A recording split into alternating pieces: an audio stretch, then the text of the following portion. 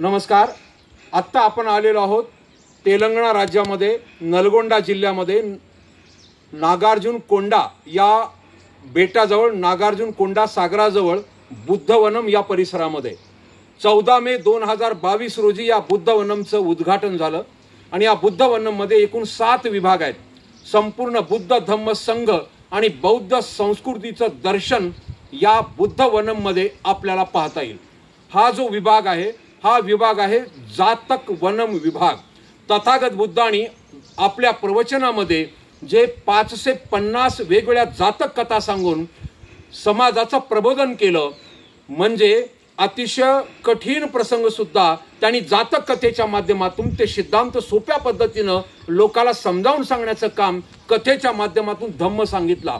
आणि म्हणून तथागत बुद्धांनी सांगितलेल्या ज्या काही जातक कथा आहेत त्या जातक कथा सांचीच्या स्तूपावर त्या शिल्पबद्ध करण्यात आलेल्या आहेत. लेनिनमध्ये लेनिनच्या छतावर खांबांवरती सुद्धा तथागत बुद्धांच्या जातक कथा शिल्पबद्ध करण्यात आलेल्या आहेत आणि त्या सर्व जातक कथा या जातक वनम मध्ये या ठिकाणी शिल्पबद्ध करण्यात आलेल्या आहेत. आणि आपण पाहतात हे सगळ्या तथागत बुद्धांनी सांगितलेल्या जातक कथांच्या शिल्पांचा हे संग्रह आहे.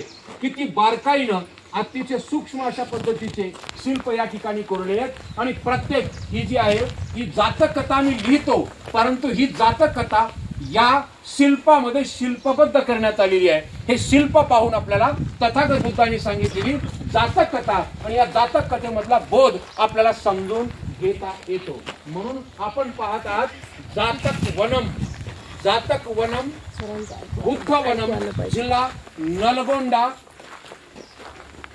नागार्जुनकोंडा बेट बुद्धवनम परिसर तेलंगणा राज्य.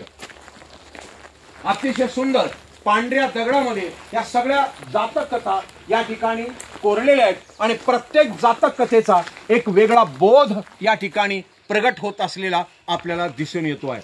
आणि म्हणून संपूर्ण महाराष्ट्र, भारत आणि विदेशातील पर्यटकांना माझी विनंती आहे, बुद्ध धम्म संघ, बुद्ध संस्कृती, पाली भाषा समजून जर घ्यायचं असेल तर आपण नक्कीच एक वेळेस या बुद्धवनमला भेट दिलीच पाहिजे. धन्यवाद. थँक्यू.